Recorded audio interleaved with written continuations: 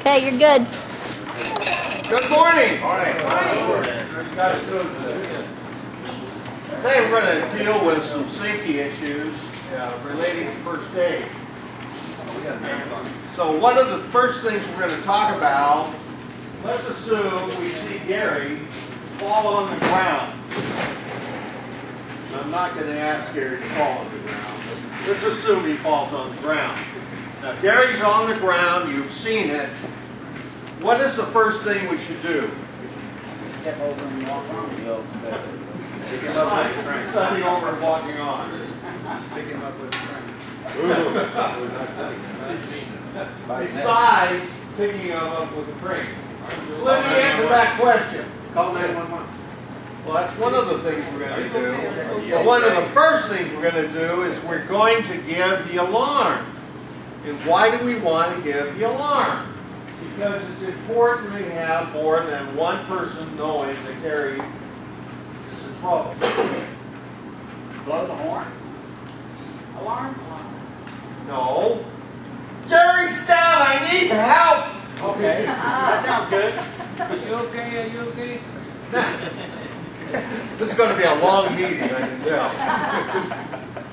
Now, Gary's flat on the ground, and we find out that he's unconscious, and let's say, or he's not breathing, or he's bleeding like a stuffed pig. Then what do we do? Call 911. Call 911. That's one of those situations at work or at home.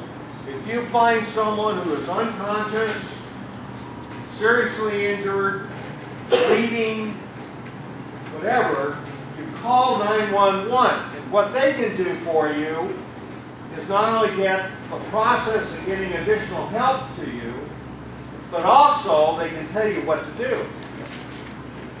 And it's important that when you call 911 and ask for assistance, that you stay on the line.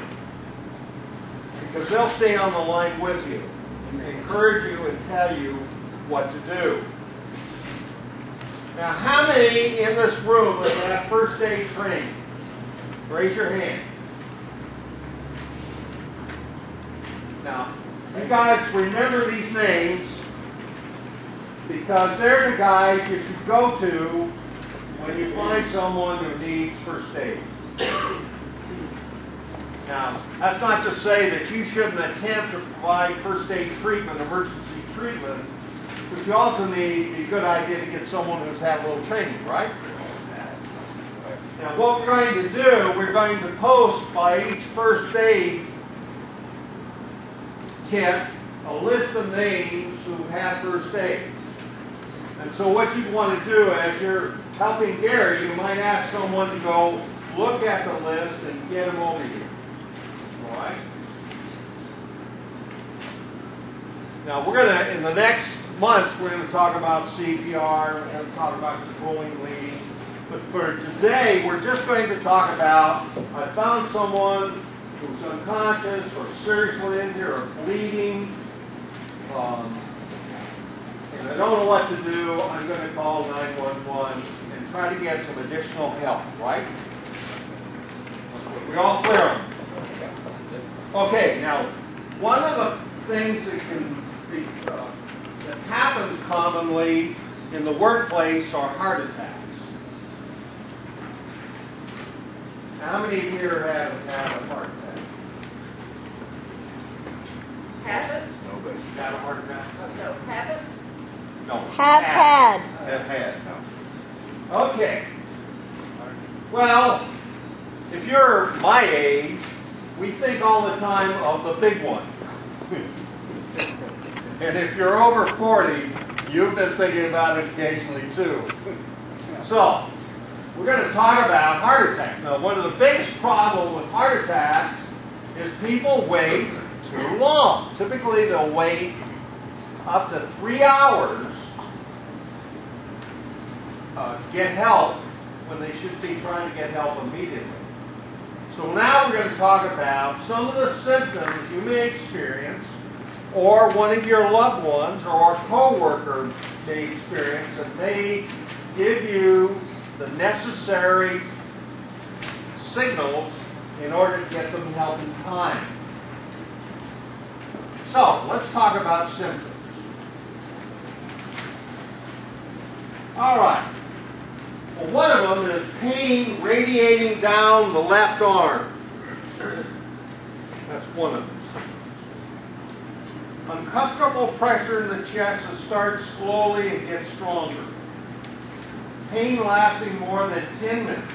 But keep in mind, you can have pain for a couple of days. Okay?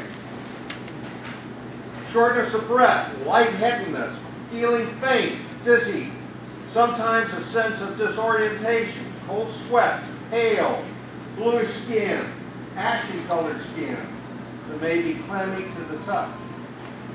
Nausea or vomiting, fast heartbeat or breathing, weakness or fatigue, extreme anxiety, and a sense of doom. Okay, those are some of the common.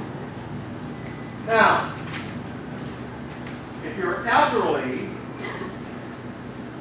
or a woman, you may have different symptoms. Or if you have diabetes, these people have little or no chest pain. Or they may have experienced unusual symptoms like shortness of breath, fatigue, weakness.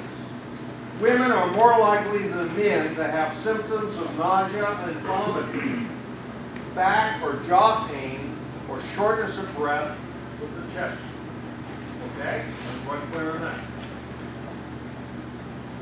Now, what to do? Well, the first thing we want to do is to stay calm. Because you're not going to be able to help anybody if you're going around in a circle, right? So what we want to do is stay calm and reassure. Now, one of the things we're going to talk about next month is shock.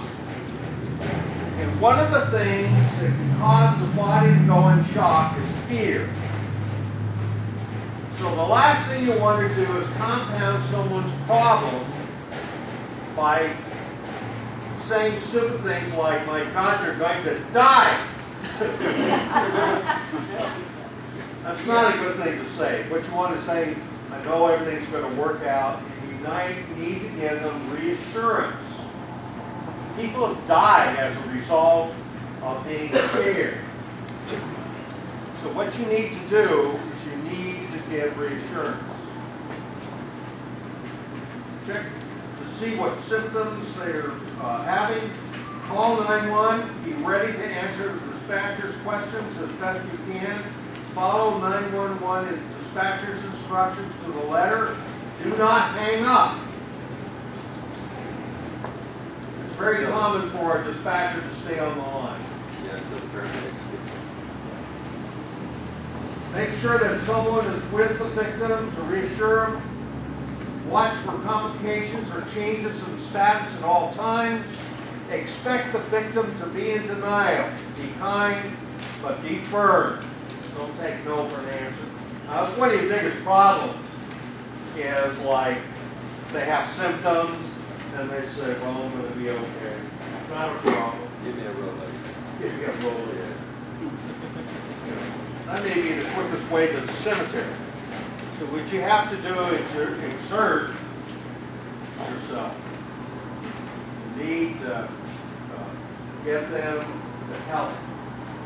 All right, now let's go to the next page. Turn it over. Now we have all this cold air, and we stay indoors, and as a result of that, we're getting a lot of cases of what? So let's talk about the flu. The flu is a respiratory. Thank you very much. Infection attacks through the nose, throat, or lungs. It cannot be treated by antibiotics because it's a what? Virus. Okay. Now both adults and children can affect others even when they have no symptoms. In other words, I have no fever. Right? I have no fever. I can still infect up to 3. How many?